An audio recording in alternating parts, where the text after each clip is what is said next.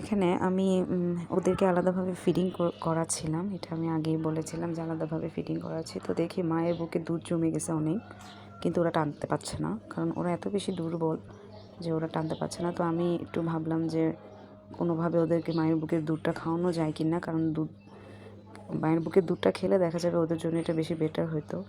কিন্তু ওরা এত অবস্থা খারাপ ওদের, আসলে 5টা বাচ্চা থেকে 3টা বাচ্চাই মারা গেছে, আর 2টার অবস্থা এরকম। ওরা অনেক বেশি দুর্বল, জানি না বাঁচবে কি না। তো আমি চেষ্টা করতেছিলাম যে মায়ের বুকের দুধগুলো খাওয়াতে ওদেরকে, কিন্তু ওরা অনেকই দুর্বল, অনেক বেশি দুর্বল, এত পরিমাণ দুর্বল যে ওদেরকে খাওয়ানোই যাচ্ছিল না।